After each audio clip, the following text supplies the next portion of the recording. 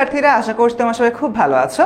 সবাইকে আমন্ত্রণ জানাচ্ছি আমাদের এইচএসসি 24 ব্যাচের জন্য স্পেশাল লাইভ ক্লাসের যে আমরা বাংলা রিভিশন উইকটা শুরু করে যাচ্ছি সেই রিভিশন উইকের প্রথম ক্লাসটিতে, এবং খুবই শর্ট সময়ের এটি নোটিশ তোমরা হাতে পেয়েছিলে এবং আমরা কিন্তু এর মধ্যেই দেখা গিয়েছে যে ক্লাসটা সাজিয়ে তোমাদের সামনে নিয়ে আসছি নাম্বার 1 আর নাম্বার 2।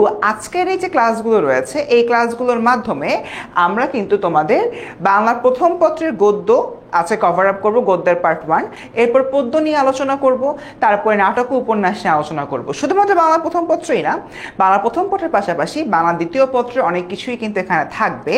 এবং ইয়েস, বাংলা দ্বিতীয় পত্রের ক্লাসগুলো কিন্তু নেবে তোমাদের সবার প্রিয় ফারহান সাকিব ভাইয়া।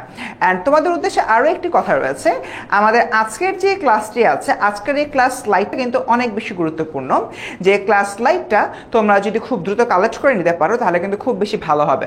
এখন প্রশ্ন আসতে পারে, ভাই কিভাবে ক্লাস স্লাইডটা কালেক্ট করব? ক্লাস স্লাইডটা কালেক্ট করার উপায় হচ্ছে, আর 5 মিনিট পরে অর্থাৎ 2:30টার সময় আমাদের এন্ড থেকে একটা কমেন্ট পিন করে দেওয়া হবে, এবং এই যে একটা কমেন্ট হলো কি পিন করে দেওয়া হচ্ছে, সেই কমেন্টের মধ্যে তোমরা একটা লিঙ্ক পাবা। ওই লিঙ্কে গেলে একটা ফর্ম ফিল আপ করবা, ফর্ম ফিল আপ করার পরে কিন্তু সুন্দর মতো আজকের ক্লাসের স্লাইডটা পেয়ে যাচ্ছ। ঠিক আছে, আশা করছি সবাই খুব ভালো আছো। ওকে, সো মোটামুটি এতটুকুই। প্রথমতই তোমাদের কাছে যে রিকোয়েস্ট থাকবে, আজকের ক্লাসে শেয়ার করে দাও, শেয়ার করে একটু কমেন্টে জানিয়ে দাও যে শেয়ার ডান, নাম্বার 1। এবং নাম্বার 2, আজকের ক্লাসটায় তোমাদের একটু ইন্টারেক্টিভ হতে হবে, তোমার আমার সাথে কথাবার্তা বলতে হবে। এবং আজকের ক্লাসে যদি আমি সামারি দিই যে বিষয়গুলো থাকবে, মূলত আজকের ক্লাসে থাকবে তোমাদের দুঃখিত, হ্যাঁ, প্রথমত তোমাদের যে বাংলা টনিক নিয়ে আমি কথাবার্তা বলি সব সময়, সে বাংলা টনিকের বিষয়গুলো থাকবে নাম্বার 1, এবং অধ্যায় ভিত্তিক গুরুত্বপূর্ণ এমসিকিউ সলভ করব আমরা আজকে, এমসিকিউ সলভ করবো। এবং শেষ মুহূর্তে এই যে তোমার ক্লাসগুলো রয়েছে, এই ক্লাসগুলো কিন্তু আসলে তোমাদেরকে অনেক হেল্প করবে।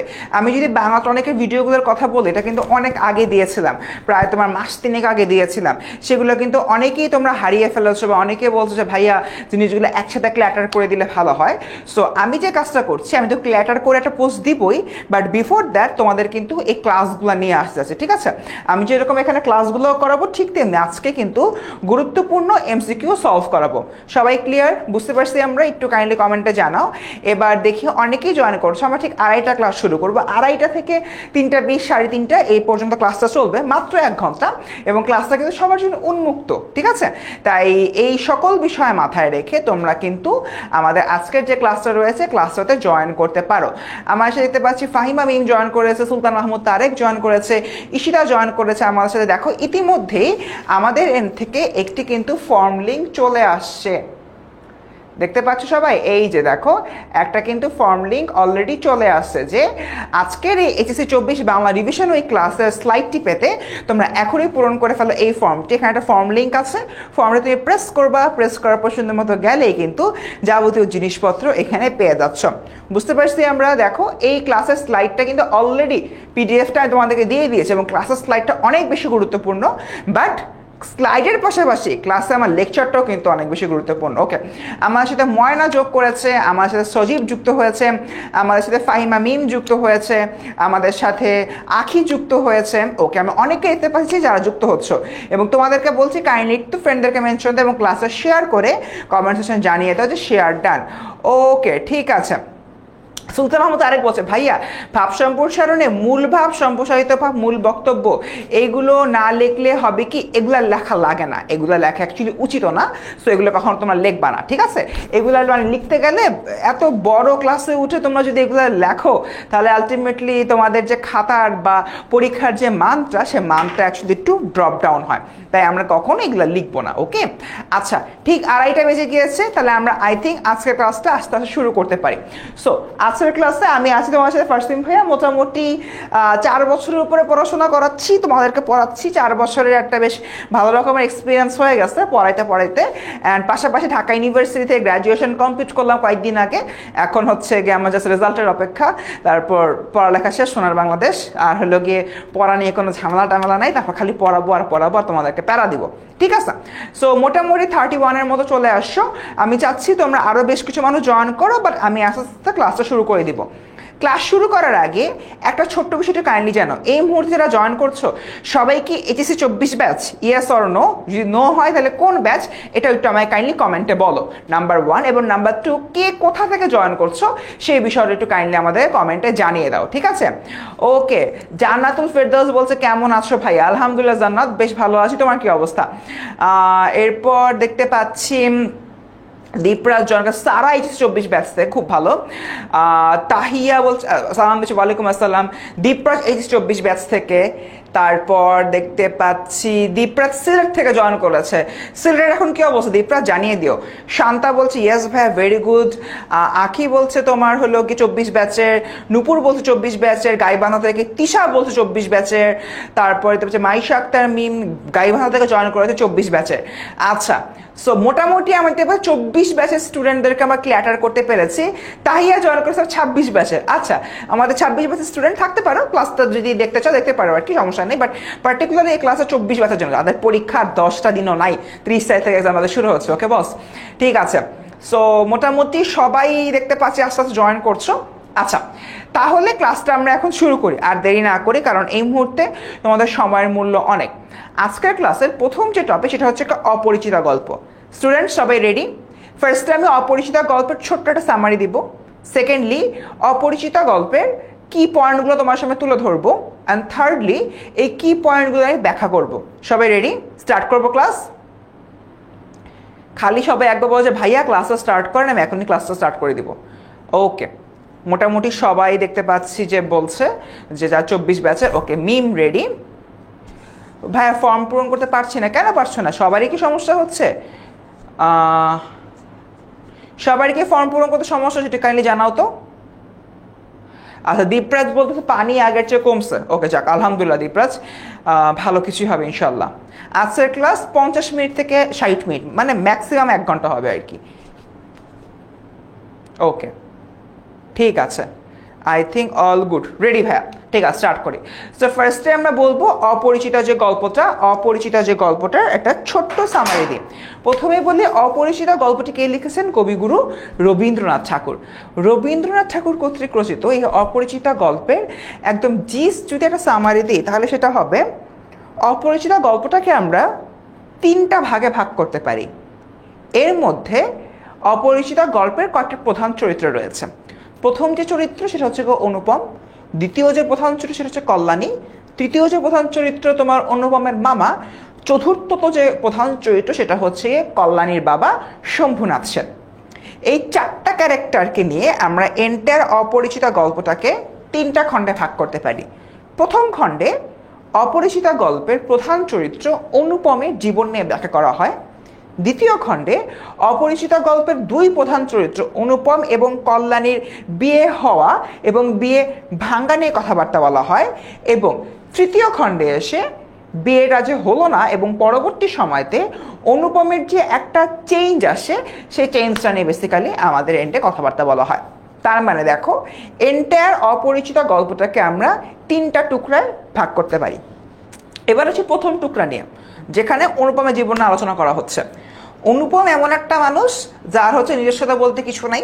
সে হলো প্রচণ্ড রকমের সুদর্শন একটি পুরুষ, এবং এত সুদর্শন হওয়া সত্ত্বেও তার নিজস্ব কোনো কথাবার্তা বলার যোগ্যতা না থাকার কারণে, নিজেকে ফুটিয়ে না তোলার কারণে সব সময় সকল জায়গায় সে আসলে নানানভাবে অবহেলার পাত্রে পরিণত হয়েছে। এবং শুধুমাত্র তাই না, তাকে তার শিক্ষক এটি নির্দিষ্ট উপাধিতে ভূষিত করেন, সেটি হচ্ছে মাকাল ফল। এটি হচ্ছে মাকাল ফল। মাকাল ফল মানে কি? যার হচ্ছে কি অন্তঃসার শূন্য, মানে যে বাইরে দিয়ে ফিটফাট ভিতর দিয়ে সদরঘাট, এরকম একটা অবস্থা, ঠিক আছে? আচ্ছা, অনেকেই বলছে কিসের ফর্ম? তোমরা কি পিন করার ফর্মটা দেখতে পাচ্ছ না? এগুলো কিন্তু ক্লাসের মধ্যে খুব বড় একটা ডিস্ট্রাকশন। তোমরা দেখো কমেন্টে একটা ফর্ম পিন করা আছে, এই ফর্মটাই একটু তোমাদের ফিল আপ করতে হবে। সবাইকে পাচ্ছ? একটু কাইন্ডলি আমাকে এই যে এশিওর করো, সবাই কি ফর্মটা ফিল আপ করতে পারছো? কোনো কি প্রবলেম হচ্ছে? ঠিক আছে না? আচ্ছা, ঠিক আছে, ওকে, ফর্ম নিয়ে কোনো সমস্যা নেই, ফর্মটা তোমরা একটু ফিল আপ করে ফেলো। ওকে, ঠিক আছে বাবারা, স্টার্ট করি। তো অনুপমের কি অবস্থা? অনুপম ইটস অফ আ মাকাল ফল, বাট এই যে তোমার ঘটনাটা রয়েছে, এই ঘটনার সেকেন্ড পার্টে যে জিনিসটা দেখতে পাই, অনুপমের যে মিস্টার মামা রয়েছেন, এই মামা অনুপমের এন্টায়ার ফ্যামিলিকে নানানভাবে কন্ট্রোল করে। মামার হাতে বেসিক্যালি অনুপমের এন্টায়ার ফ্যামিলিটা বিদ্যমান আছে। এবং এই গল্পের দ্বিতীয় খণ্ডে আমরা দেখতে পাই যে অনুপমের বিয়ে হবে কি হবে না, হবে কি হবে না, এই জিনিসটা ডিপেন্ড করতেছে শুধুমাত্র মামার উপরে। এবং মামা এমন পরিবারকে চাচ্ছেন যাদের সাথে অনুপমের বিয়ে হওয়ার পরে ওই মেয়ের পরিবার তাদের যে লক্ষ্মীর বিশাল বড় ঘট আছে, মানে যত সব ধন সম্পত্তি রয়েছে, ধন সম্পত্তি একদম উল্টায় দিয়ে দিবে, কোনো কিছুতে তারা দ্বিধা বোধ করবে না। ঠিক আছে, এই যে বিষয়টা, এই বিষয়টাই তোমার হচ্ছে আমাদের মাথায় রাখতে হচ্ছে। তার মানে বাচ্চারা, আমি যদি হচ্ছে গিয়ে বলি গল্পের দ্বিতীয় পর্যায়ে কি দেখলাম, অনুপমের বিয়ে হবে কি হবে না ডিপেন্ড করে তার মামার উপরে। এবং অনুপমের সাথে একটা মেয়ের বিয়ে প্রায় ঠিক হয়ে যায়, কিন্তু বিয়ের আসরে অনুপমের মামা যেটা পরীক্ষা করে, কনে পক্ষ থেকে যে গহনাগুলো দেওয়া হয়েছে, গহনাগুলো আদৌ খাঁটি সোনার কিনা। এবং এই জিনিসটা যখন হয়, কনের বাবা শম্ভুনাথ সেন খুব ট্রিগার্ড হয়ে যায়, এবং ট্রিগার্ড হয়ে সে সুন্দর মতো বিয়েটা ভেঙে দেয়। এটা ছিল গল্পের দ্বিতীয় খণ্ডের একদম লাস্ট পরিণতি, এবং যেটা তদানীন্তন সময়কার সমাজ ব্যবস্থার জন্য অনেক বড় একটা স্টেপ ছিল। ঠিক আছে, গেল। আফটার দ্যাট গল্পের তৃতীয় খণ্ডে আমরা দেখতে পাই অনুপম আসলে কল্যাণীকে ভালোবেসে ফেলেছিল, এবং এরই ফলশ্রুতিতে সে মনে মনে কল্যাণীকে খুঁজলেও আলটিমেটলি কল্যাণীর সাথে তার তো বিয়ে হয় না। তো একদা অনুপম তার মাকে নিয়ে তীর্থস্থানে যাচ্ছিল, মানে কি বলে, আমাদের যেরকম মুসলিমদের যেরকম কাবা শরীফ আছে, হলো প্রার্থনার জায়গা, পবিত্র জায়গা, হিন্দু ধর্মাবলম্বীদের যেরকম কাশী গয়া এগুলো হচ্ছে তোমার তীর্থস্থান, ওখানে তারা তোমার তীর্থ মানে হচ্ছে আরাধনা করতে চায়। আচ্ছা, বিএসমিন বলছে অনুপমের মামার নাম কি? পুরো গল্পে আসলে অনুপমের মামার নাম ওভাবে কোথাও বলা হয় নাই, খালি অনুপমের মামা এই টার্মটা ইউজ করা হয়েছে। ঠিক আছে, আচ্ছা, তো যেটা বলছিলাম, তো আলটিমেটলি সামনের দিকে হলো গিয়ে তোমার মানে তীর্থ করতে যাচ্ছিল। তো যাইতে যাইতে রাস্তার মধ্যে ট্রেনে একজনের সাথে হলো গিয়ে মানে একজনের ভয়েস শুনে মিস্টার অনুপম, এবং ভয়েস শুনে দ্বিতীয়বারের মতো সে তার প্রেমে পড়ে যায়। এবং সে এরপর দেখে যে মানে তার কাছে অনুপম এরকম একটা জায়গা থেকে একটা উক্তি করে, উক্তিটা হচ্ছে যে তাহার কাছে গলার স্বর বড়ই অনবদ্য বা বড়ই অনন্য, এরকম কিছু একটা, মানে গলার স্বর ব্যতীত আর কোনো কিছু তার কাছে মানে ভিত্তি পায় না, এমন কিছু, এমন একটা অবস্থা। তার মানে মিস্টার অনুপম ইনহারেন্টলি একজন অপরিচিতা নারীর বা অপরিচিতা এক মেয়ের প্রেমে পড়ে যায় শুধুমাত্র তার ভয়েস শুনে। ঠিক আছে, এবং এরকম একটা জায়গা থেকে পরবর্তী সময়তে অনুপমের সাথে ওই মেয়ে দেখা হয়, ট্রেনের মধ্যে নানান রকম ঘটনার প্রবাহ যায়, এবং একদম শেষাংশে যে ওই মেয়েটির চাঞ্চল্যতা, ওই মেয়েটির স্বতঃস্ফূর্ততা, ওই মেয়েটির সাহসিকতা, এই তিনটা বিষয় বললাম কি, একটা মেয়ের চাঞ্চল্যতা, একটা মেয়ের সাহসিকতা, আর এটা কি বললাম, একটা মেয়ের স্বতঃস্ফূর্ততা। তিনটা বিষয়, চাঞ্চল্যতা, স্বতঃস্ফূর্ততা, সাহসিকতা, এই তিনটা বিষয় দেখে অনুপমের যে তোমার মা শেষমেশ জিজ্ঞেসই করে ফেলে, মা তোমার নাম কি?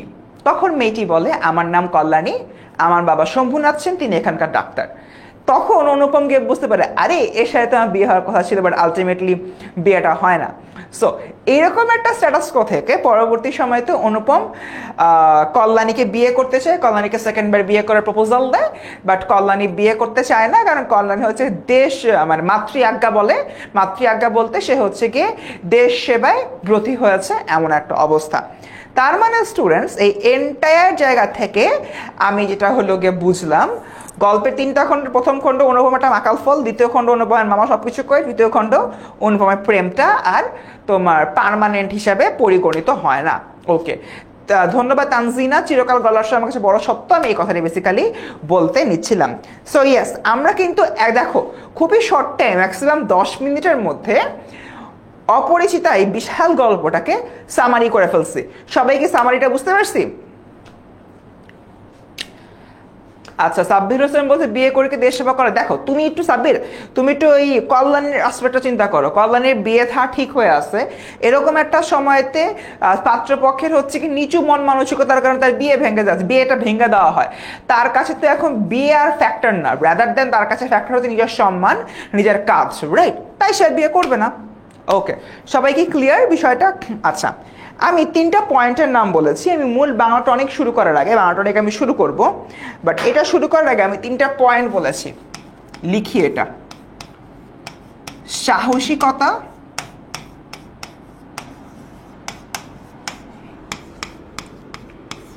চাঞ্চল্যতা,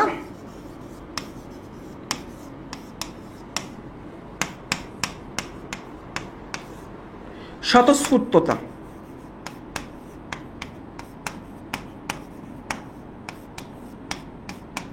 বাচ্চারা দেখো, এই যে 3টা পয়েন্ট, অনুপমের মা কেন ট্রেনের ওই অপরিচিতা মেয়েটিকে জিজ্ঞেস করে তোমার নাম কি? এই 3টা রিজনের জন্য, একটা সাহসিকতা, একটা চাঞ্চল্যতার, স্বতঃস্ফূর্ততা। তোমাদের বহুপদী সমাপ্তি সূচকমূলক যে প্রশ্নগুলো রয়েছে সেই প্রশ্নগুলোতে আলটিমেটলি এটা আসতে পারে। বাচ্চারা তোমরা কিন্তু মানে অ্যানোটেটেড স্লাইডটা পাচ্ছ না, কারণ অলরেডি এই স্লাইডের পিডিএফ তোমাদেরকে দিয়ে দিচ্ছি। তাই তোমাদের উদ্দেশ্যে আমার রিকোয়েস্ট, এই স্লাইডটা একটা স্ক্রিনশট নিয়ে ফেলো, ঠিক আছে? এই স্লাইডটা একটা স্ক্রিনশট নিয়ে ফেলো, এই স্লাইডটার একটা স্ক্রিনশট নিয়ে ফেলো। আমি সরে দাঁড়াই, এটা স্ক্রিনশট নাও।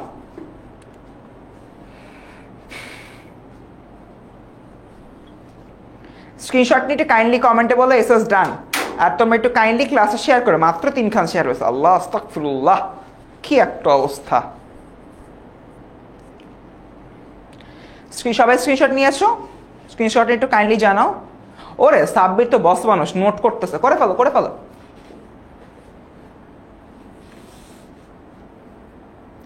স্বতঃস্ফূর্ততা মানে হচ্ছে কি, মানে যে খুব স্বাভাবিকভাবে আচরণ করতে পারে, যার মাঝে কোনো জড়তা নেই, এমন। বুঝছো মিম?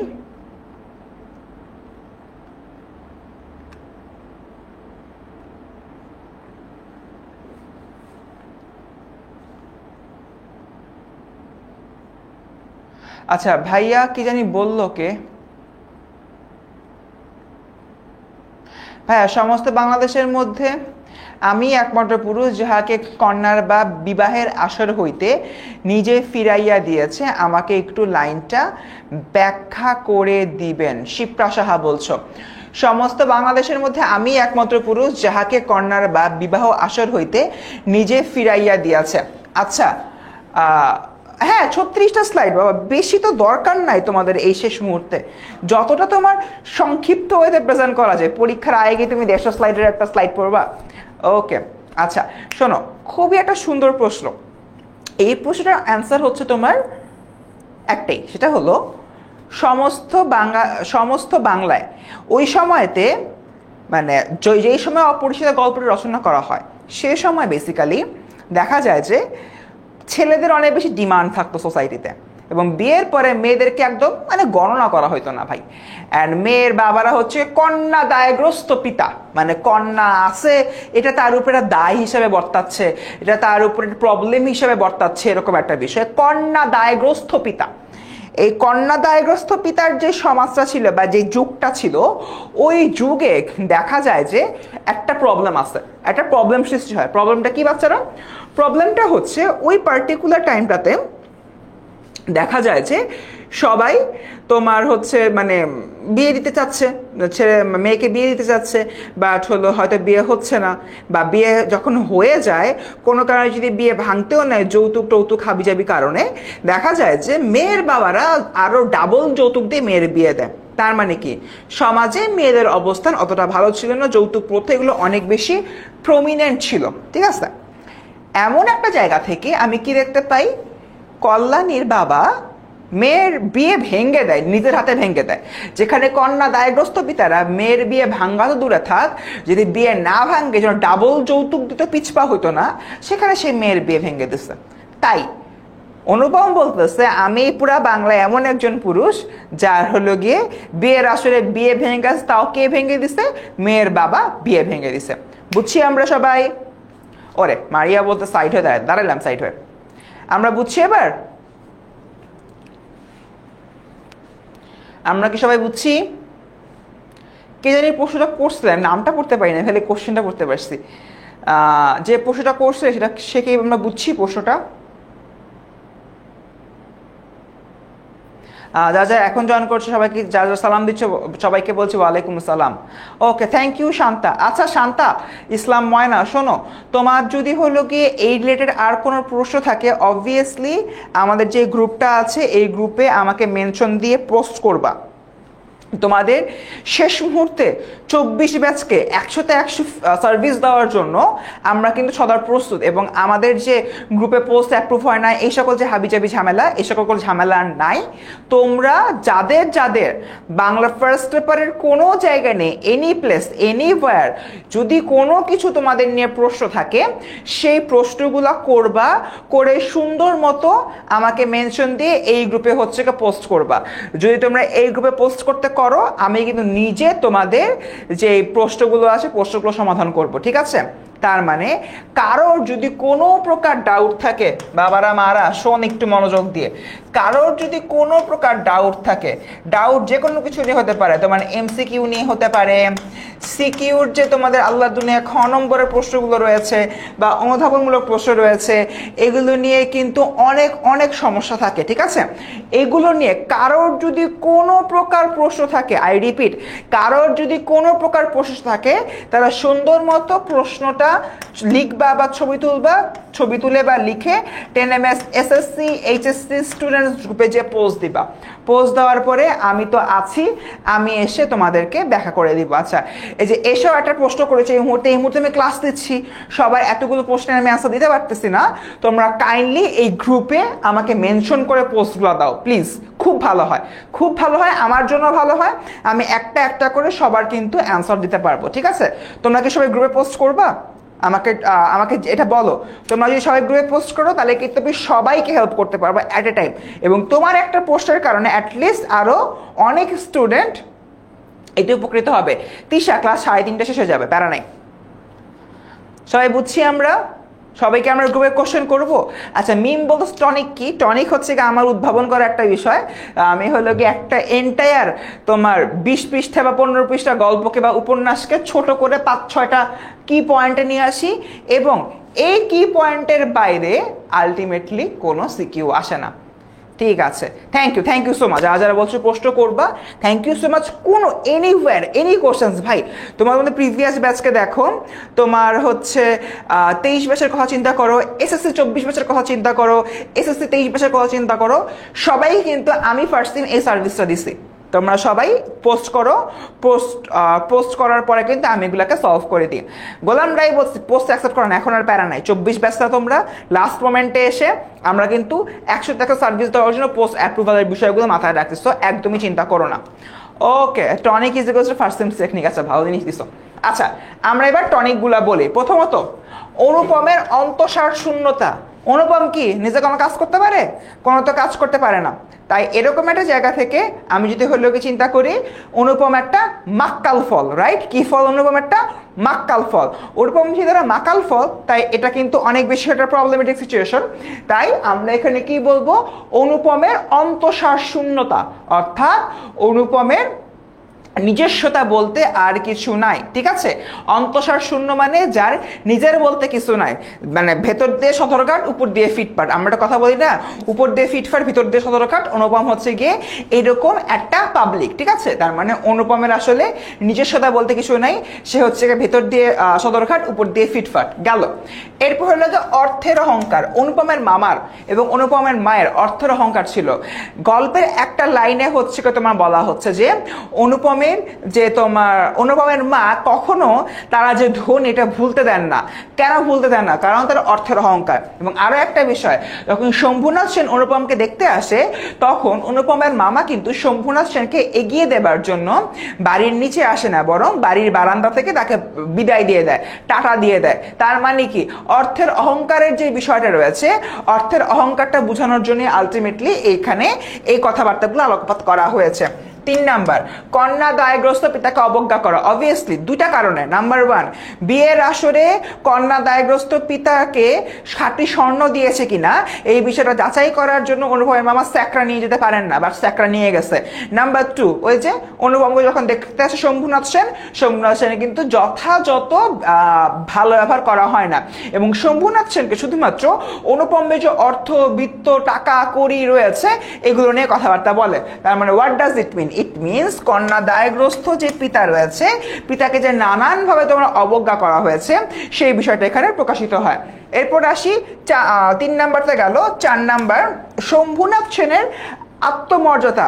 শম্ভুনাথ সেন লোকটার প্রচন্ড পরিমাণে আত্মমর্যাদা ছিল। সে যখন দেখলো বিয়ের আসরে স্যাকরা বা স্বর্ণকার নিয়ে আসে খাঁটি স্বর্ণ দিয়েছে কিনা এই বিষয়টা যাচাই করার জন্য, ঠিক তখনই পার্টিকুলার টাইমে আমরা দেখতে পাই যে অনুপমের যে হবু শ্বশুর বা শম্ভুনাথ সেন আসলে বিয়ে ভেঙে দেবার সিদ্ধান্ত গ্রহণ করে, এবং সে আসলে অনুপমকে একটা চ্যান্স দিয়েছিল, যে চ্যান্স দেওয়ার মাধ্যমে সে আসলে এটা প্রকাশ করতে চেয়েছিল যে ভাই রে তুমি কি এই জিনিসটা সাপোর্ট করো। সে কিন্তু আলটিমেটলি কিছু বলতে পারে না, কারণ অনুপমের মামা যা বলবে অনুপমও তাই, একদমই ঠিক আছে। তাই এরকম একটা জায়গা থেকে অনুপম এর যে হবু শ্বশুর শম্ভুনাথ সেন বিয়েটাই ভেঙে দেয় তার আত্মমর্যাদার জন্য। গেল। এরপর 5 নাম্বার, কল্যাণীর আত্মমর্যাদা। বিয়ে ভেঙে গেছে, কল্যাণীর হিসাব মতো ওই সোসাইটিতে কল্যাণীর অবস্থা খুবই খারাপ হওয়ার কথা ছিল, বাট না, এটা হয় না। রাদার দ্যান যে জিনিসটা হয়, আমাদের যে কল্যাণী রয়েছে, কল্যাণী আসলে নিজ জায়গা থেকে দেশব্রতী হয়, দেশের জন্য সেবা করার জন্য সে কাজ করা শুরু করে, নিজের মতো করে সে শিক্ষকতা পেশাকে গ্রহণ করে, এবং আলটিমেটলি কল্যাণীকে পরবর্তী যখন অনুপম সেকেন্ড টাইম বিয়ের প্রপোজাল দেয় সে আসলে ডিনাই করে। তার মানে এই জায়গা থেকে আমরা কল্যাণীর আত্মমর্যাদার বিষয়টা দেখতে পাই। এবং সবার লাস্টে নাম্বার 6 আর নাম্বার 5 প্রায় সেম জিনিস। এখানে কি বলা হচ্ছে? কল্যাণী আসলে দেশ সেবায় ব্রতী হয়। That's it. বুঝছি আমরা সবাই? আমাদের কিন্তু এন্টায়ার অনুপমের অপরিচিতা গল্পে পুরাটা আমরা 2-2বার রিভাইজ দিলাম। সবাইকে ক্লিয়ার?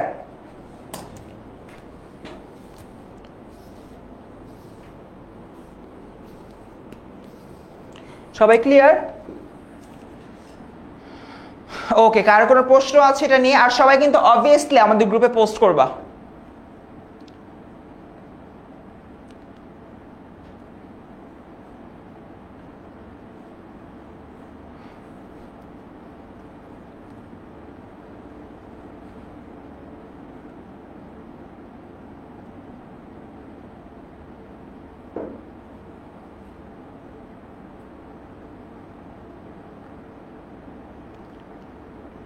ওকে, কারোর কোনো প্রশ্ন নাই দেখতে পাচ্ছি। প্রেম বলতেছে ওর কোনো প্রশ্ন নাই। আচ্ছা ঠিক আছে, ওকে ডান। সবাই সাথে বসে ক্লিয়ার, তাহলে খুব ভালো। ওকে,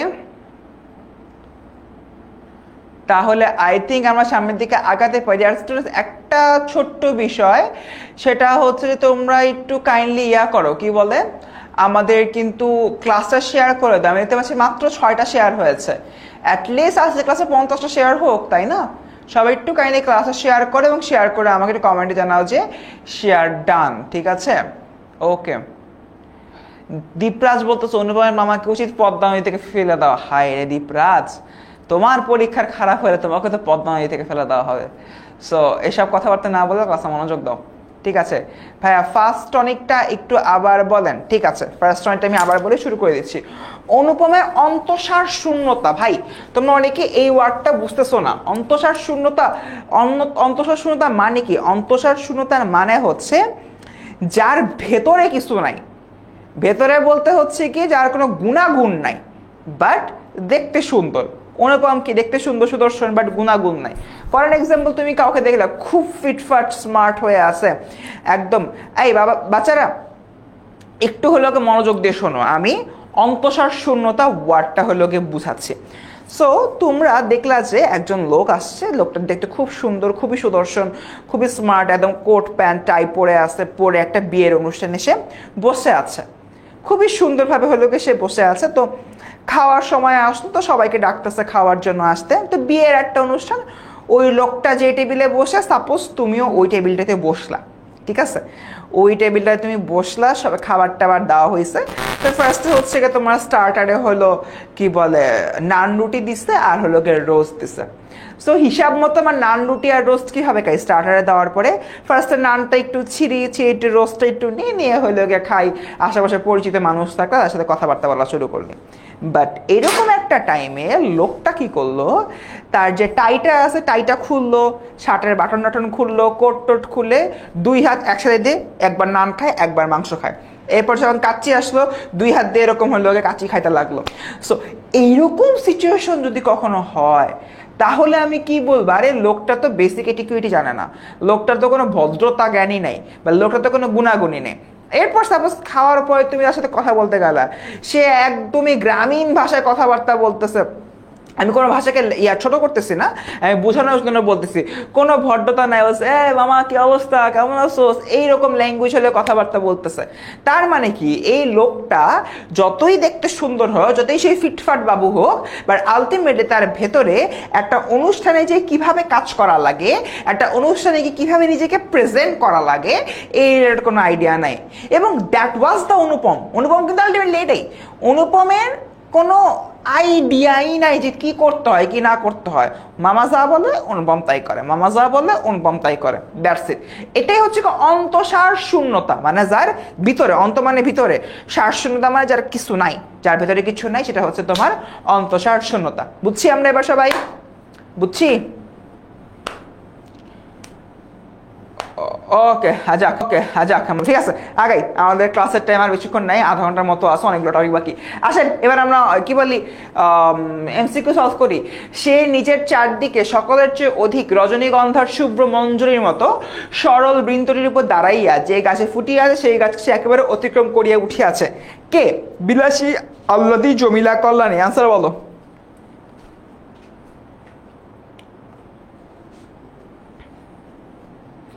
এই অ্যান্সার বলো, দ্রুত দ্রুত দ্রুত, টাইম নাই, আমাদের পরের টপিক যেতে হবে, অনেক টাইম চলে গেছে।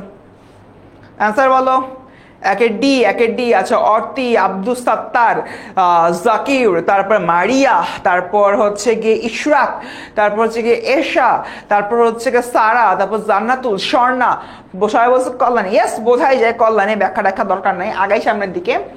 অপরিচিত গল্পের শীর্ষ মুহূর্ত বা গ্রন্থি বন্ধন কোনটি? মানে ক্লাইম্যাক্স। অপরিচিত গল্পের ক্লাইম্যাক্স কোনটা?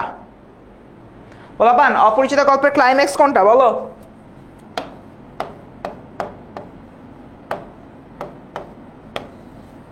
অপরিচিত গল্পের ক্লাইম্যাক্স কোনটা? মানে যেটা দেখে অ্যাকচুয়ালি অপরিচিত গল্পে মানে পড়ে মজা লাগছে। এ, শম্ভুরা ছিল কন্যা সম্প্রদানে অসম্মতির ক্ষণকে ট্রেনে কল্যাণ। হ্যাঁ, এটা না, মানে এটা তো অনুপম হচ্ছে অপরিচিত এক মেয়ের হলোকে প্রেমে টেমে পড়ে গেল। ঠিক আছে ঠিক আছে, 19টা শেয়ার হয়েছে ভাই, আর 30টা শেয়ার কর, অ্যাটলিস্ট 50টা শেয়ার হোক আজকের ক্লাসটা প্লিজ। ওকে ঠিক আছে, দেখি মোটামুটি the answer is yes, obviously ঠিক আছে। শম্ভুনাথ সেনের কন্যা সম্পাদন অসম্মতিক্ষণ যখন এটা করলো, সে বেসিক্যালি একদম নিয়মের বাইরে যেটা কাজ করে ফেলছে, এটা অনেক বেশি গুরুত্বপূর্ণ একটা পার্ট ছিল। আগাই, যে গাছে সে ফুটিয়ে আছে সে গাছকে একবার অতিক্রম করিয়া উঠিয়াছে, এই বর্ণনায় কল্যাণীর কোন বিশেষ দিকের কথা বলা হয়েছে? সাজসজ্জা, মার্জিত সুরুচি, সৌন্দর্য, নাকি উদাসীনতা?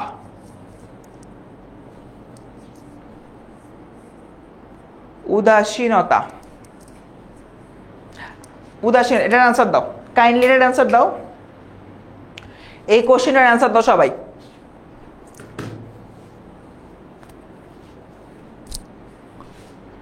এই কোশ্চেনের অ্যান্সার দাও সবাই।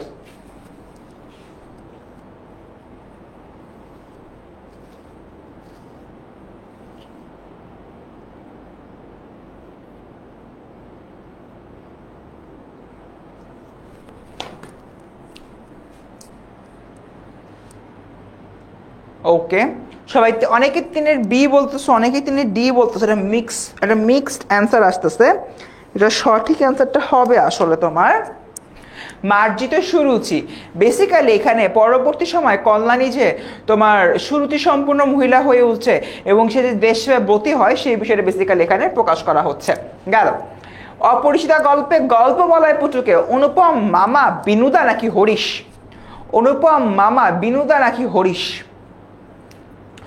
অনুপম মামা বিনুদা নাকি হরিশ? চারের অ্যান্সার বলো। এই মানুষজন চারের অ্যান্সার বলো। চার চার চার, চারের অ্যান্সার বলো। অপরিচিতা গল্পে গল্প বলায় পুত্রকে হরিশ। আচ্ছা ইয়েস, হ্যাঁ অবভিয়াসলি হরিশ। সেই গল্প বলে খুব পটু, আর বিনুদয়ের কথা বলা হচ্ছে আট। ঠিক আছে। অপরিচিতা গল্পে বিয়ের অনুষ্ঠানে গহনা আবার মধ্যে আপনার কোন বিষয়টি প্রকাশ পেয়েছে? এটা অবভিয়াসলি হীনম্মন্যতা, মানে হি ইজ ডাউটিং যে না রে বাবা ঝামেলা আছে, গহনার মধ্যে খাঁদ আছে। ঠিক আছে, গেল। আচ্ছা বাচ্চারা আমরা আগাই সামনের দিকে। এবারে আমরা কথাবার্তা বলবো আমার পথ প্রবন্ধটিকে নিয়ে। ওকে, সবাই একটু যে কোনো একজন, এনিওয়ান অফ ইউ, একটু আমার পথ প্রবন্ধের মূল ভাবটা এক বাক্যে বলতে পারবা কমেন্টে? আমার পথ প্রবন্ধের মূল ভাবটা যারা 24 ব্যাচ এক বাক্যে একটু কমেন্টে বলতে পারবা যে ভাই আমার পথ প্রবন্ধ দিয়ে আসলে নজরুল ভাই এটা এটা বুঝাইছে? এনিওয়ান? 24 ব্যাচ আমার পথ প্রবন্ধের যে বিষয়টা একটু বলতে পারবা? 24 ব্যাচ?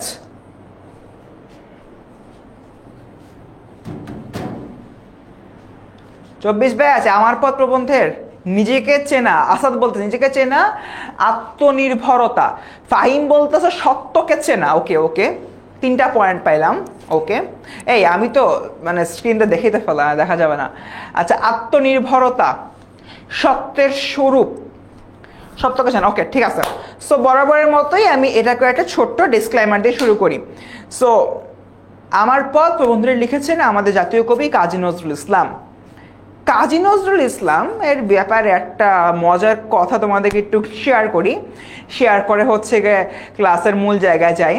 কাজী নজরুল ইসলামকে যদিও আমাদের জাতীয় কবি বলা হয়, বাট মজার ব্যাপার হচ্ছে কাজী নজরুল ইসলাম কিন্তু হাতে কলমে বা কাগজে পত্রে রিকগনাইজড জাতীয় কবি না। তিনি আসলে মুখে মুখে স্বীকৃত জাতীয় কবি। বঙ্গবন্ধু শেখ মুজিবুর রহমান যখন কাজী নজরুল ইসলামকে আমাদের বাংলাদেশে ভারত থেকে নিয়ে আসেন, তখন তিনি মুখে ওরালি স্বীকৃতি দেন কাজী নজরুল ইসলাম এখন থেকে আমাদের জাতীয় কবি। বাট এটা পরবর্তীতে কাগজে কলমে আসলে কিন্তু স্বীকৃতি পায় নাই। ঠিক আছে, ওই মুখে মুখে চলে আসার বিষয়টা মুখ নিঃসৃত বাণী পরবর্তীতে সত্য এবং অমোঘ হয়ে যায়, সেই বিষয়টা এখানে হয়েছে। কাজী নজরুল ইসলামকে আমরা কি দেখতে পাই? কাজী নজরুল ইসলামকে আমরা দেখতে পাই আমাদের জাতীয় কবিতে পরিগণিত হতে, বাট এটা কিন্তু কোনো জায়গায় লিখিতভাবে নাই। এবং সাংবিধানিকভাবে আমাদের যে সংবিধান রয়েছে সেখানে কিন্তু আসলে আমাদের দেশে কোনো জাতীয় কবি নাই। ঠিক আছে, এই যে তাজনীন আক্তার কিন্তু পরের সেন্টেন্সে বলে দিল এটাই। তো কাজী নজরুলের ব্যাপারে একটা মজার কথাবার্তা শেয়ার করলাম তোমাদের সাথে। আচ্ছা, হাতে কলমে কোন পুরুষ? হাতে কলম মানে হাতে কলমে কোন পুরুষ আমি বুঝলাম না। সমাজ জিজ্ঞাসা করে একটা আনসার দিতে পারতাম। আমাদের জাতীয় কবি কাজী নজরুল ইসলামী, বাট এটা কোনো রিকগনিশন নাই, কাগজে কলমে তোমার রিকগনিশন নাই, এটাই আর কি। বাট আমরা সবাই জানি জাতীয় কবি হচ্ছে গিয়ে কাজী নজরুল ইসলাম। ওকে ঠিক আছে, হ্যাঁ স্বীকৃতি দেওয়া উচিত। সাব্বির ভালো কথা বলছে, স্বীকৃতি দেওয়া উচিত। অবভিয়াসলি স্বীকৃতি না দিলে চলে? কি একটা অবস্থা, তাই না? আচ্ছা, এই বাবারা ভূত কথাবার্তা বলছে আগে। আমার পথ প্রবন্ধে লিখেছেন আমাদের কাজী নজরুল ইসলাম। কাজী নজরুল ইসলাম আমার পথ প্রবন্ধে 2টা বেসিক কথা বলছে। একটা, নাম্বার 1 নিজেকে জানতে হবে, সত্যকে জানতে হবে। 2 অহংকারী হতে হবে। ঠিক আছে, অহংকারী অ্যাকচুয়ালি কখন হতে হবে?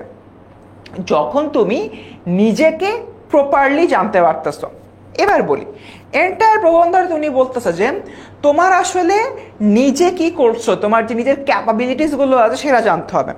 ফর এন এক্সাম্পল, আমি আমার নিজের একটা এক্সাম্পল দিই, তোমরা তাহলে ভালো করে বুঝতে পারবা।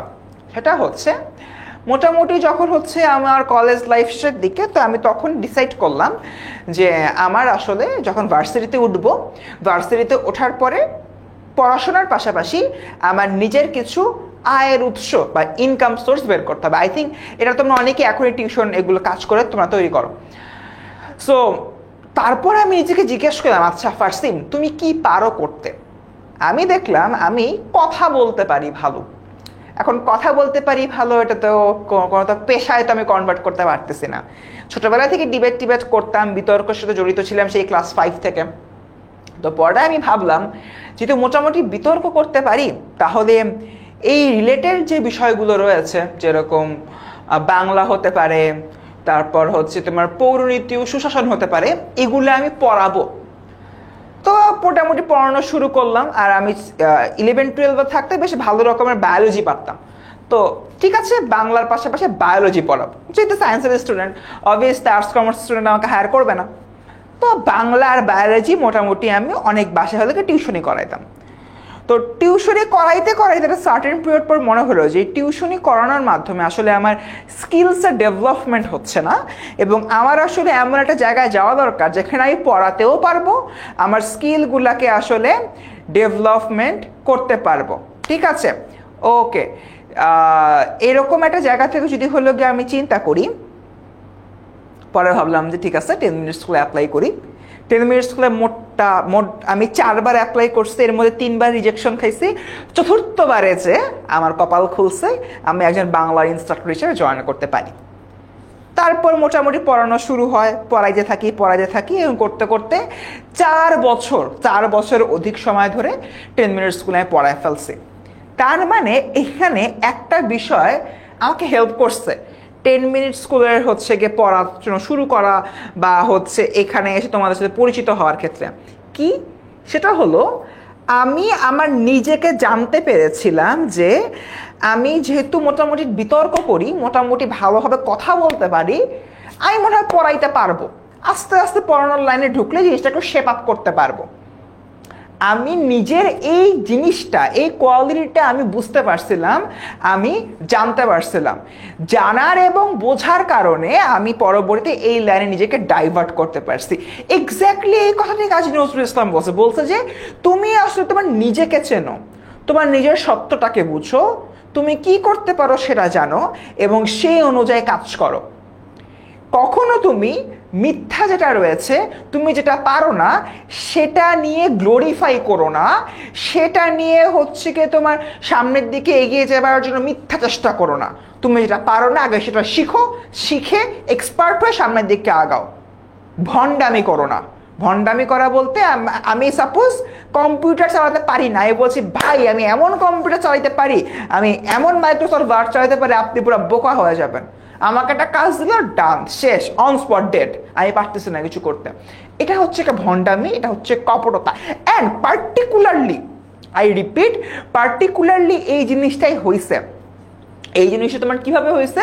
পার্টিকুলারলি আমরা দেখতে পাই যে কাজী নজরুল ইসলাম বলতেছেন যে এই ধরনের ভণ্ডামি করা যাবে না, এই ধরনের কপটতার আশ্রয় নেওয়া যাবে না। তুমি নিজে যা পারো, নিজে যা জানো, নিজের যা সত্য, সেটাকে তোমার কর্ণধার করে নাও। কর্ণধার করে নিয়ে ওটাকে তোমার বিজয়ের ঝান্ডা হিসেবে লক্ষ্য করে ঝান্ডার দিকে এগিয়ে যাও। এই বিষয়টা বেসিক্যালি আমাকে বলা হচ্ছে। সো আমি আমার নিজের লাইফের একটা এক্সাম্পল তোমাদেরকে শেয়ার করলাম। এবার আসো এই 4টা বিষয় বলি। প্রকৃত সত্যকে উপলব্ধি করতে না পারা, কাজী নজরুল ইসলাম বলতেছেন তুমি যতদিন পর্যন্ত তোমার নিজের ভেতরে যে সত্যটা রয়েছে সেটা যদি তুমি অর্জন করতে না পারো, ঠিক ততদিন পর্যন্ত তুমি আসলে কোনো কাজ করতে পারবে না, নিজেকে সামনের দিকে আগায় নিতে পারবে না। তার মানে হোয়াট ইউ ক্যান ডু, তুমি যে জিনিসটা করতে পারো সেটা তোমার আগে জানতে হবে, সেটা তোমার বুঝতে হবে, বুঝে সেই অনুযায়ী কাজ করতে হবে, তাহলে তুমি সামনের দিকে আগাতে পারবা। নাম্বার 2, লোকাচার ও সংস্কৃতির প্রতি অন্ধ আনুগত্যের পরিচয়।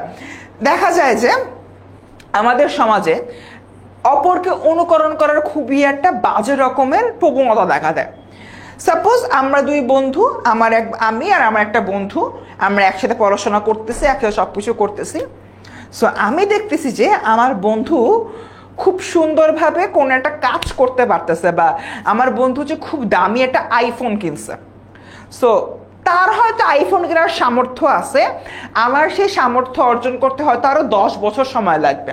বাট আমি আমার বন্ধু আইফোন কিনছে এটা দেখে লোভী হয়ে আমি বাসায় যে প্রেশার দেওয়া শুরু করতেছি। তার মানে আমি কি করতেছি, আমার যে জিনিসটা কেনার যোগ্যতা নাই সেই জিনিসটা অন্য আরেকজন কিনছে দেখে সেটা দেখে লোভী হয়ে আমি তাকে অন্ধ অনুকরণ করছি বলে কি করলাম, সুন্দর মতো আমি চলে আসতেছি কোথায়, আমার মা বাবাকে প্রেশারাইজ করতে।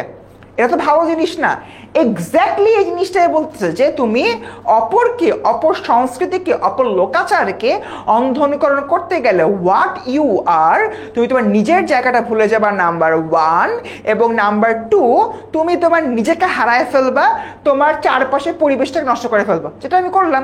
বন্ধুর আইফোন আছে, বন্ধু আইফোন কেনার সামর্থ্য আছে, ওর মা বাবা হয়তো গিফট করছে, আমার মা বাবার সামর্থ্য নাই, আমি হয়তো এই যোগ্যতা অর্জন করবো আরো 10 বছর পরে, বাট আমি আমার বাবাকে প্রেশারাইজ করতেছি, আমার চারপাশে একটা নেগেটিভ এনভায়রনমেন্ট ক্রিয়েট করতেছি।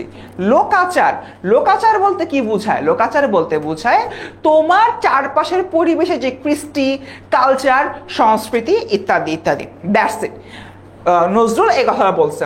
এবার আসে 3 নাম্বার, নজরুল সত্য সুন্দর প্রতিষ্ঠা শপথ। সত্য বলতে দুইটা জিনিস, প্রথমত অ্যাকচুয়ালি তোমার হচ্ছে কি সত্যের বিষয়টা আসবে, তোমার হচ্ছে ট্রুথ, তোমার সত্য কথা বলতে হবে, সবসময় হচ্ছে কি তোমার সত্যের পথে থাকতে হবে, জানো নিজে যা পারো সেটা নিয়ে কাজ করতে হবে। আর সুন্দর প্রতিষ্ঠা, যখন তুমি সত্য বলবা, নিজের যা যোগ্যতা আছে সেই অনুযায়ী কাজ করবা, তোমার পরিবেশটা এমনিতেই সুন্দর হয়ে যাবে। ওকে বাবারা, গেল। এবং last but not the least, সত্যের চিরন্তন শক্তি। অবভিয়াসলি তোমার যে সত্যটা রয়েছে, তোমার সত্যের বিশাল বড় একটা শক্তির আকারে কাজ করবে, এই শক্তিটাকে মাথায় নিয়ে আমার থাকতে হবে। এবং সত্য কখনো যে হাইট থাকে না, যেরকম আমি মোটামুটি পড়াইতে পারি, এই জিনিসটা আমার সত্য, এটা কি হাইট থাকছে? হাইট থাকে নাই। আমি তোমাদের সামনে আসতে পারছি, নিজেকে ফ্লারিশ করতে পারছি, তোমাদের সামনে একজন শিক্ষক হিসাবে আমি মর্যাদা অর্জন করতে পারছি, তাই না? এই জিনিসটা সত্য ছিল, সত্যটা বের হয়ে আসছে। সো যেটা তোমার সমাজে সত্য, এই সত্যটা অলওয়েজ সত্য আকারেই থাকবে, এবং এই জিনিসটা আসলে সবাই সাদরে গ্রহণ করবে। That's it. বুঝতে পারছি আমরা? আরে কলমটা আমার পড়েই গেল। বুঝতে পারছি? শেষ, আমার পক্ষ শেষ। দেখছো, আমরা এক একটা গদ্য 2 বার করে রিভাইজ করতেছি। ফার্স্টে আমি একবার জাস্ট মোটা দাগে সামারি বলি, তারপর একদম বোর্ডের মধ্যে সামারি নিয়ে আসি। ময়না বুঝে ফেলছে? আর কার কোনো সমস্যা? এনিওয়ান? অন্তর বুঝতে পারছে? Very good. তাজরিন আক্তার বলতেছে বুঝতে পারছে। ওকে, ডান। আগাই তাহলে সামনের দিকে, তোমাদের বোঝাটাই আমার প্রাপ্তি। এমসিকিউ সলভ করা শুরু করি, আসো। 30টা শেয়ারে আটকে আছে, আর 20টা শেয়ার দিলে তোমাদের কি হবে বলো একটু আমাকে? আর 20টা শেয়ার দাও প্লিজ।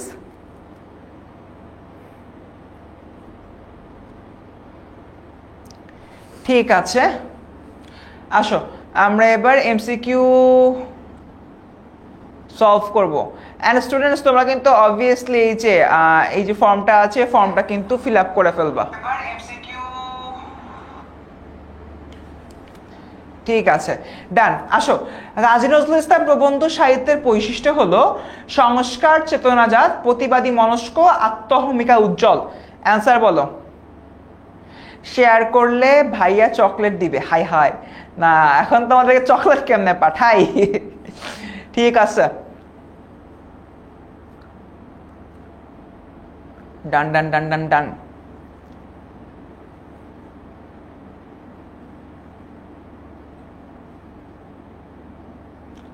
সবাই আনসার দিতে থাকো।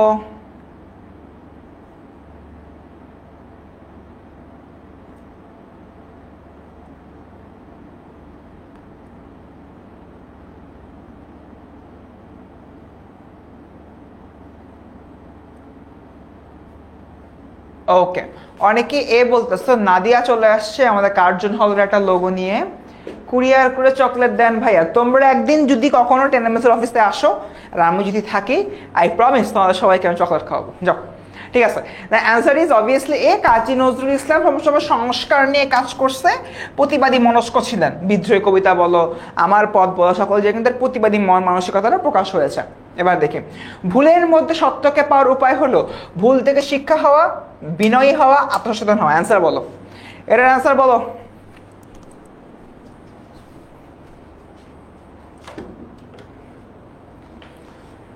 অ্যান্সার বলো।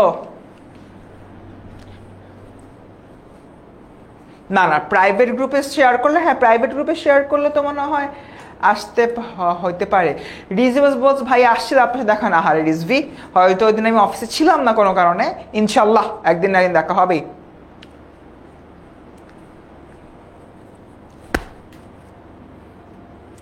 মানুষজন অ্যান্সার বলেন। চেতনা যা তোমার যে নিজস্ব ভাবনা সেটা। ওকে, 2 সি অবভিয়াসলি ভুল করছো, ভুল থেকে সত্যকে পাওয়া যায় যদি ভুল থেকে শিক্ষা নাও, এবং ভুল থেকে শিক্ষা নিয়ে তুমি আত্মসচেতন হতে পারবে। তাই এটা অ্যান্সার হবে কি 1 ও 3। খুবই সহজ, আগাই সামনের দিকে। Don't care, I don't care, এটার মানে কি? উল্টিত আনসার দ্বারা বোঝানো হয়েছে নজরুলের ভয়হীনতা, নিজের প্রতি প্রকার বিশ্বাস, সত্যে বলিয়ে বলিয়ান হও। অ্যান্সার বলো।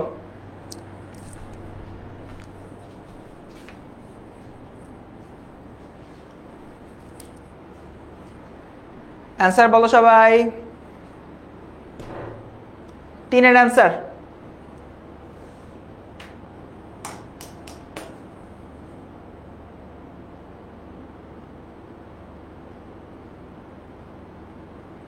তিনের ডি বলতেছে অনেকে। আচ্ছা দ্রুত আমি এটা অ্যান্সার দিয়ে ফেলি, বিকজ আমাদের আরও একটা টপিক বাকি আছে। হ্যাঁ 3-এর ডি ঠিক আছে, নিজের প্রতি প্রকার বিশ্বাস আনে, সত্যে বলে আনো। হ্যাঁ, যেরকম আমি পড়াইতে পারি, আমি ভালো ডিবেট করতে পারি, এ সকল ক্ষেত্রে আমি ডোন্ট কেয়ার একটা ভাব চলে আসি না। যে যাই বলুক না কেন, যাই হোক না কেন, ক্যামেরার সামনে দাঁড়াইলে আমি স্ট্যামারিং করব না, আই নো দ্যাট। ঠিক আছে, এটা নিজের প্রতি প্রকার বিশ্বাস, সত্য বলিয়ান হয়, এটাই তো আমার সত্য। আমি যদি ভালো না পড়াইতে পারতাম, ক্যামেরার দিকে দেখালে এরকম গালাগালি করা শুরু করতাম, তাহলে আমি হয়তো ক্যামেরার দিকে আসতাম, আসার পরে ঠাস করে পড়ে যাইতাম। তার মানে কি, কেন হইতো এটা?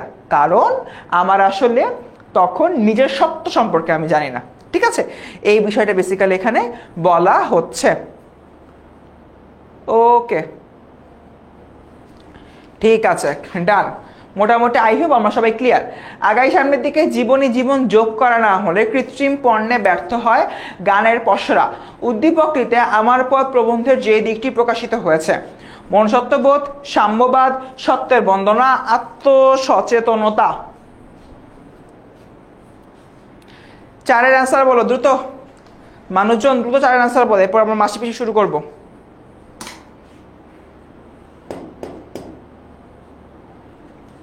4-এর সি, ইয়াস, সত্যের বন্দনা। জীবন যোগ না করা হলে বুঝতে হবে জীবন, এখানে জীবন বলতে সত্যকে বোঝানো হচ্ছে। কৃত্রিম পণ্যে মানে মিথ্যা।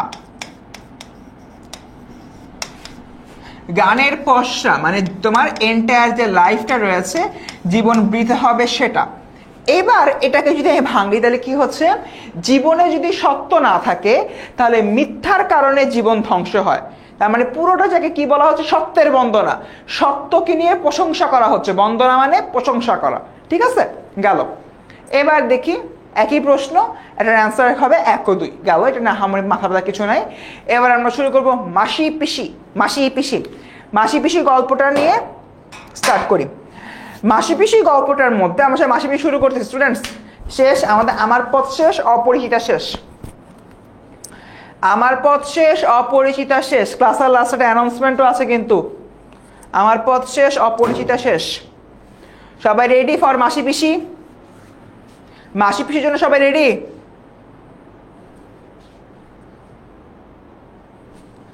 ভার্চুয়াল ফিড পাও মাহিনের কাছ থেকে, হাই হাই। আচ্ছা ঠিক আছে, সবাই আগে বলো তোমার হচ্ছে গিয়া শেষ কিন্তু। মাসি পিসির জন্য সবাই রেডি? মাসি পিসি স্টার্ট করতেছে। ওকে, মাসি পিসি তোমাদের পাঠ্য বইয়েরই সামাজিক গল্প, যেখানে দেখানো হয় মাসি এবং পিসি। মাসি মানে হচ্ছে গিয়ে খালা, পিসি মানে হচ্ছে গিয়ে ফুপি। খালা আর ফুপি, ওকে, খালা আর ফুপি তোমার যে ভাতিজি আছে, এটা হচ্ছে যে তোমার আল্লাদি। এই মিস্টার আল্লাদি একটা ঝামেলায় পড়ে। তার বিয়ে হয় যোগু নামক এক বদ লোকের সাথে, যে হলো উঠতে বসে বউ পিটায়, মানে আল্লাদিকে নানানভাবে নির্যাতন করে। এবং আল্লাদি একটা সার্টেন পিরিয়ড পর প্রেগনেন্ট হয়ে যায়। সে অবস্থা তার প্রতি নির্যাতন করে। আল্লাহ তখন তার মাসি পিসির কাছে চলে আসে। মাসি পিসি একসাথে থাকে, মাসির হাজবেন্ড নাই, পিসিরও হাজবেন্ড নাই, তাদের দুই কুলে আর কেউই নেই। মাসি এবং পিসি একসাথে কিন্তু বেসিক্যালি আছে।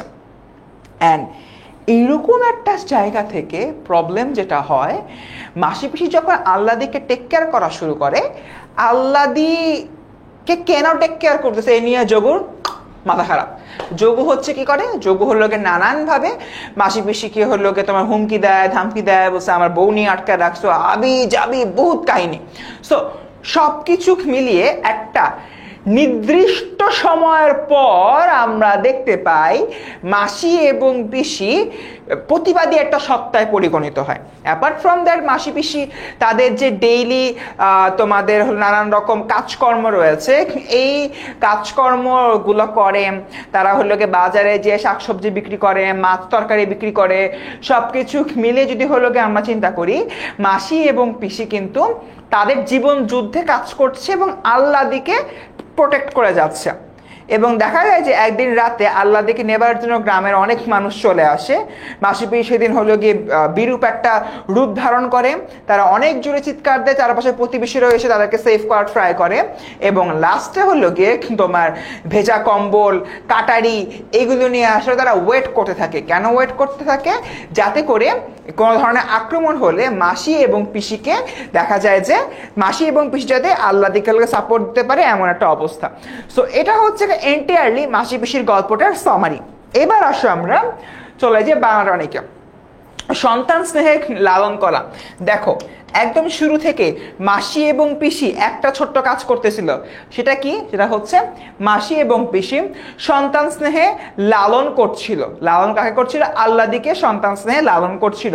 আল্লাদি প্রেগনেন্ট অবস্থায় আছে, আল্লাদির প্রতি এক্সট্রা কেয়ার নেওয়া সব কাজে কিন্তু করছিল। কারা করছিল? মাসি এবং পিসি। গেল। নাম্বার 2 যে বিষয়টা, নারীর প্রতি অবমাননা, এটা তোমার দুইভাবে হয়েছে। এক নাম্বার হলো আল্লাদির প্রতি যোগুর অত্যাচার। 2 নাম্বার, গল্পের শুরুতে একজন বয়স্ক মানুষের কথা বলা হয়, বয়স্ক মানুষের মেয়েটা কয়েকদিন আগে মারা গিয়েছে শ্বশুর বাড়ির অত্যাচারের কারণে, তার মানে নারীর প্রতি অবমাননা করা হয়েছে। এবং নাম্বার 3 যে বিষয়টা, সেটা হলো মাসি এবং পিসি যে নানান সময় তোমার বাজারে যাচ্ছে, শাকসবজি বিক্রি করছে, অনেকে তাদেরকে বাজে হলো প্রপোজাল দেয়, বাজে কাজ করার প্রস্তাব দেয়। তার মানে কি? নারীর প্রতি অবমাননা বা নারীদেরকে যে অপমানের বিষয়টা, অবমাননা মানে বেসিক্যালি তোমার অপমান, অপমানের যে বিষয়টা এটা এখানে উঠে আসে। গেল। নাম্বার 3 লড়াইয়ের মাধ্যমে পিছিয়ে থাকে। এখানে 2 ধরনের আমরা লড়াই দেখতে পাই। নাম্বার 1 যে হচ্ছে গিয়ে লড়াইয়ের বিষয়টা, সেটা হলো মাসি এবং পিসি উভয় জীবন যুদ্ধ করছে, তারা বাজারে যাচ্ছে, শাকসবজি বিক্রি করছে, মাছ বিক্রি করছে, এটা এক ধরনের লড়াই। নাম্বার 2 হলো এই যে আমাদের আমাদের যে তোমার কি বলে আল্লাদি রয়েছে, আল্লাদির লাইফটা তো হুমকির সম্মুখে, তাই না? যে আল্লাহর লাইফটা যে হুমকির মধ্যে রয়েছে, তাকেও তো সেভ করা লাগতেছে, তাকেও যে নানান ওয়েতে সেভ করতে হচ্ছে, সেই বিষয়টার কথা বেসিক্যালি এখানে বলা হচ্ছে। এবং শুধুমাত্র তাই না, এই লড়াইটা এখানে তোমার প্রকাশিত হয়েছে। দেখা যায় যে একদিন রাত্রেবেলা তোমার হলো গিয়ে কি যোগু এবং হলো গ্রামের অন্যান্য গুন্ডা মাস্তানরা তাদের বাড়িতে আক্রমণ করে, বাড়ি আগুন ধরা দিতে পারে, এই জন্য তারা ভেজা কম্বল এ সকল বিষয়গুলো নিয়ে চলে আসতেছে। তার মানে এগুলো নিয়ে কি বোঝায়? এইখানে নিয়ে যদি হলো গিয়ে আমি চিন্তা করি, ওরা কিন্তু এক ধরনের লড়াইয়ের মধ্যেই আছে। এবং last but not the least, অন্যায়ের প্রতিবাদে সাধারণ মানুষের অংশগ্রহণ। ওই যে লাস্টে তোমার দেখা যায় যে যোগু এবং অন্যান্য হলো গিয়ে গুন্ডা বাহিনী আসছে, সবাই মিলে বলতেছে যে মাসি এবং পিসিকে সর্দার বাড়িতে নিয়ে যাবে, ওই ফাঁকে তারা আল্লাহকে অপহরণ করবে, এই যে বিষয়টা, তখন কিন্তু মাসি পিসুর চিল্লাচিল্লিতে চারদিক থেকে লোকজন চলে আসে। চারদিক থেকে হচ্ছে গিয়ে তোমার লোকজন এসে কি করে, লোকজন এসে হচ্ছে গিয়ে মাসি এবং পিসিকে সাপোর্ট দেওয়া শুরু করে। তার মানে আমরা এর থেকে বুঝতে পারি অন্যায়ের বিরুদ্ধে সাধারণ মানুষও প্রতিবাদ করতে জানে, কারণ সাধারণ মানুষ বুঝতেছিল যোগু এবং অন্যান্য যারা রয়েছে তারা যা করতেছে দ্যাটস নট কারেক্ট। ওকে, একজন বলতেছে মাসে বেশি গল্পের লাস্টে কি হয়? লাস্টে আসলে কিছুই না, তোমার ওভাবেই গল্পটা শেষ হয়ে যায়, কারণ এত ছোট গল্প। এবং এরকম একটা জায়গা থেকে যদি হলো গিয়ে আমি চিন্তা করি, মাসি এবং পিসি যে কাজটা করছে, তারা আসলে আল্লাহকে সেভ করার ট্রাই করছে, এবং এইখানে তাদের প্রতিবাদী সত্তাটা, সেই প্রতিবাদী সত্তাটার কথাই বেসিক্যালি বলা হয়েছে। That's it. বুঝতে পারছি আমরা?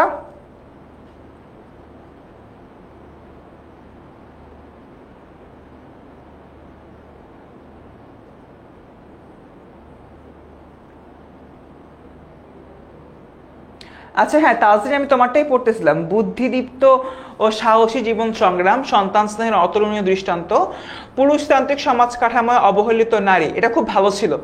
3 নাম্বার পয়েন্টার ওয়ার্ডিংটাও খুব ভালো লাগছে। অসহায় বিধবার উপরে প্রভাবশালীদের নির্যাতন, ভেরি গুড তাজরিন, ভালো লেগেছে। কামরুন্নেসা দুইটা থেকে আসতে পারে, বলার কিছু নাই আর কি, ঠিক আছে। ওকে ডান। সো মোটামুটি এতটুকু। এবার আসলে আমরা কয়েকটা এমসিকিউ সলভ করি। স্বামী পরিত্যক্তা হতদ্রোহী জয়গুণ সূর্য দীঘল বাড়িতে একা বসবাস করে, উদ্দীপকের জয়গুণ মাসে গল্পে কার প্রতিনিধিত্ব করছে? বলেন বলেন। আল্লাদির পরে ডেলিভারি হয় কি না এই ব্যাপারে গল্প কিছু বলা নেই। এমসিকিউ ওয়ানের অ্যান্সার বলেন বলেন বলেন। একের সি বলতেছ অনেকে, তাই একের সি, হ্যাঁ অবভিয়াসলি মাসে বেশিতে অ্যান্সার হবে, তাই না? হ্যাঁ এটার অ্যান্সার মাসে বেশি বলার কিছু নাই। 2 নাম্বার, কারণে অকারণে বউকে পেটানো তাহারের অভ্যাস, নির্যাতন সইতে না পেরে তার বউ অবশ্যই আত্মহত্যা করে, তাহার পুনরায় বিয়ে করে এবং আবারও স্ত্রীর উপর অত্যাচার শুরু করে। উদ্দীপক ও মাসে বেশি গল্পের সাদৃশ্যপূর্ণ দিক হলো পুরুষের আধিপত্যবাদ, নারীর অসহায়ত্ব, নারী নির্যাতন, উগ্রতা।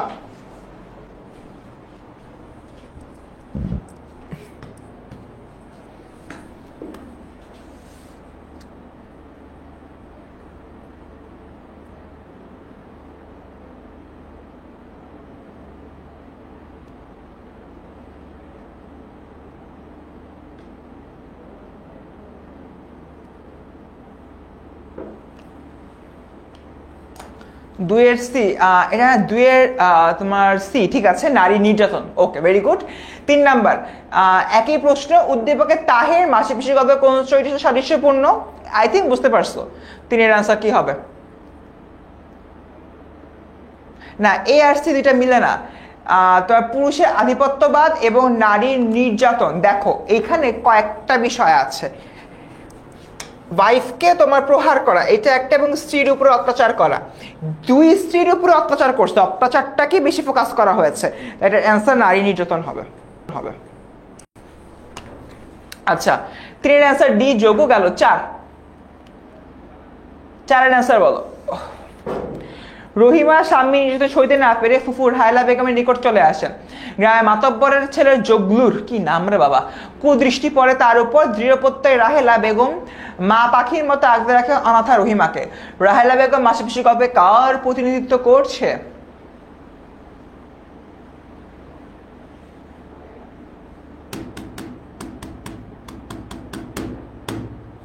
দ্য অ্যান্সার ইজ 4-এর হচ্ছে মাসি পিসি গেল। একই প্রশ্ন, মাসি পিসি গল্পে কোন দিকটি ফুটে উঠেছে এখানে? 5-এর অ্যান্সার বলো। 4-এর এ, ঠিক আছে, মাসি পিসি, ভেরি গুড। 5-এর অ্যান্সার বলো, তারপর কিন্তু ক্লাস শেষ সোনার বাংলাদেশ। তোমরা আজকে 50 শেয়ার করলাই না, 33 আটকায় আছে। হ্যাঁ রে, আর 3 মিনিটে কি 17টা শেয়ার হবে?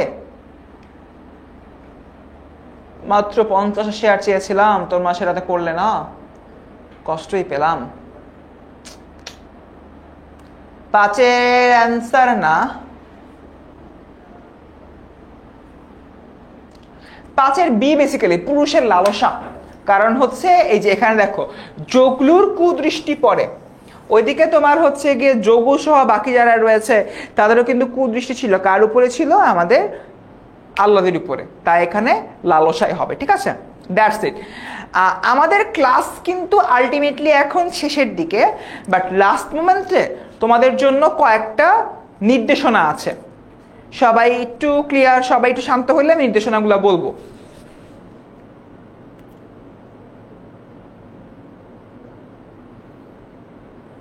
সবাইকে রেডি নির্দেশনাগুলো শোনার জন্য? প্রথমে একটু জানা আজকের ক্লাসটা কেমন লাগছে, এই ক্লাসটা তোমার যাতে হেল্পফুল কিনা সেটা একটু আমাকে বলো, কারণ আমি সবসময় আমার প্রত্যেকটা ব্যাচের পরীক্ষার আগে, হ্যাঁ নোমান আহমেদ, অপশনগুলো আসলেই মিল থাকে, এটা খুব ভালো করে পড়তে হবে। ফার্স্টে বলো আজকের ক্লাসটা কেমন লাগছে? 24 ব্যাচ তোমাদের জন্য লাস্ট মোমেন্টে ক্লাসগুলো ভালো হচ্ছে কি নাকি খারাপ হচ্ছে একটু কাইন্ডলি জানাও।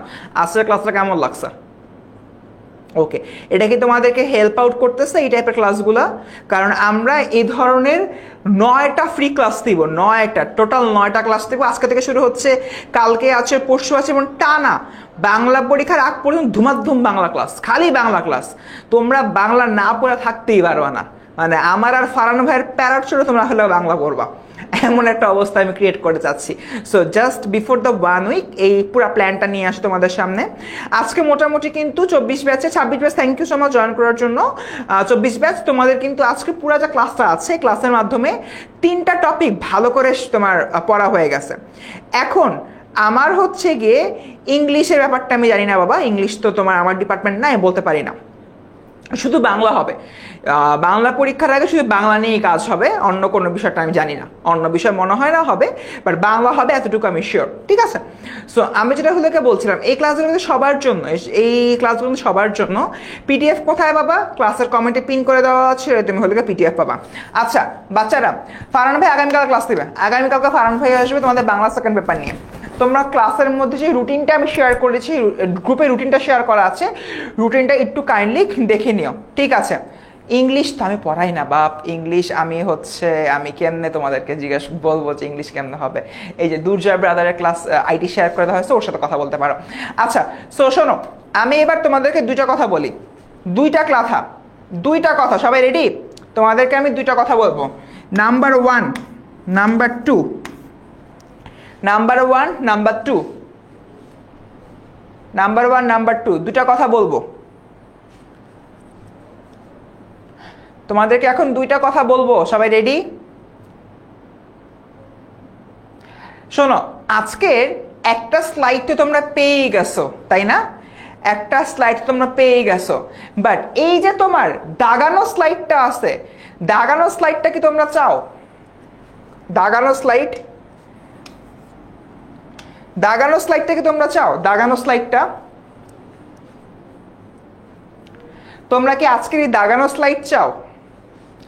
যদি তোমরা আজকের দাগানো স্লাইডটা চাও, তাহলে আজকের ক্লাসটা কেমন লেগেছে এটার একটা feedback, 10ms SSC HSC students গ্রুপে দিবা, এসএসসি এইচএসসি স্টুডেন্টস গ্রুপে দিবা। দেওয়ার পরে যারা যারা হচ্ছে কি ফিডব্যাক দিবা, আমি তাদেরকে ইনবক্সে যে আমাদের যে আজকের এই ক্লাসের দাগানো স্লাইডটা আছে, দাগানো স্লাইডটা দিব। ফিডব্যাক দিলে দাগানো স্লাইড আমি ইনবক্সে দিব।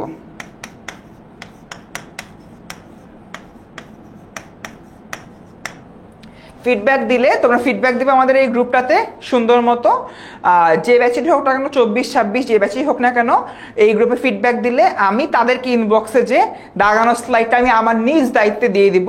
তোমরা জাস্ট তোমাদের যে message request, spam request check করলে হলে পেয়ে যাবা, ঠিক আছে? নাম্বার 1। নাম্বার 2 যে বিষয়টা আরেকটা গুরুত্বপূর্ণ, তোমাদের ডাউট সলভের জন্য এই 10ms SSC HSC students group যেটা আছে, ঠিক আছে?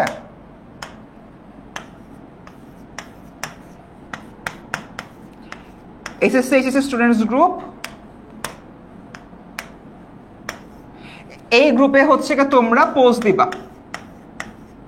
পোস্ট দিবা আমাকে মেনশন করে, যা যা সমস্যা আছে, সব সমস্যা ডাউট যা সলভ করতে হবে সবকিছু আমি করব, ঠিক আছে? তোমরা সুন্দর মতো 2টা তোমাদেরকে টাস্ক দিলাম, একটা ফিডব্যাক দিবা, ক্লাসটা কেমন লেগেছে, কি ক্লাস ছিল, ক্লাসের একটা স্ক্রিনশট নিবা, স্ক্রিনশট নিয়ে হচ্ছে গিয়ে ক্লাসের নাম, যেরকম বাংলা গদ্য পর্ব 1, তারপর ক্লাসের ইনস্ট্রাক্টর কে ছিল, তোমার নাম, এগুলো হচ্ছে কি লিখবা, লিখে হলে ফিডব্যাক দিবা। ফিডব্যাক দেওয়ার পরে যদি হচ্ছে আমি যাদের ফিডব্যাক পড়বো, যারাই ফিডব্যাক দিবা তাদেরকে হচ্ছে কি আমি দাগানো স্লাইডটা ইনবক্সে দিয়ে দিব, নাম্বার 1। নাম্বার 2, তোমাদের ডাউট সলভের জন্য আমি ওয়েট করছি। তোমরা কিন্তু এই জায়গা থেকে যদি আমি চিন্তা করি, আমাদের যে ডাউট সলভের বিষয়টা রয়েছে, এই ডাউট সলভের কিন্তু আমরা তোমরা এই গ্রুপে এসে পোস্ট দিবা, 10ms এসএসসি স্টুডেন্টস গ্রুপে এসে তোমরা পোস্ট দিবা। পোস্ট দেওয়ার পর সাপোজ তুমি বুঝতে পারছো না যে অপরিচিত গল্পের একটা ক্ষয়ের উক্তি বুঝতে পারতেছো না, সুন্দর মতো ক্ষয়ের উক্তিটা এই গ্রুপে লিখবা। লেখার পরে আমি দেখব, কমেন্ট সেকশনে আমি রিপ্লাই দিয়ে দিব। এসএসসি 24 ব্যাচ কিন্তু এখানে ভালোভাবে উপকৃত হয়েছিল। 24 ব্যাচের অনেকেই রয়েছে যারা এখন 26 ব্যাচে হলো গিয়ে রয়েছে। অ্যান্ড এরকম একটা জায়গা থেকে যদি হচ্ছে গিয়ে আমি চিন্তা করি, সেটা হচ্ছে তোমাদেরকে আমি সর্বোচ্চটা সার্ভিস দেওয়ার ট্রাই করবো, যাতে করে কোনো প্রকার ডাউট নিয়ে তোমরা এক্সামে না যাও, ঠিক আছে? সো ইয়েস, এতটুকুই আশা করছি এই দুটা ইনস্ট্রাকশন তোমরা বুঝতে পারছো। প্লিজ তোমরা এই কাজগুলো করো, তোমাদের জন্য হলো উপকার হবে। এবং সব কিছু মিলিয়ে আমাদের আজকের ক্লাসটা আমি এখানে শেষ করছি। আগামীকালকে 2:30টায় তোমাদের ফারহান সাকিব ভাই আসবে তোমাদের বাংলা দ্বিতীয় পর্যায়ের ক্লাস নিয়ে। সে পর্যন্ত সবাই ভালো থেকো। আসসালামু আলাইকুম।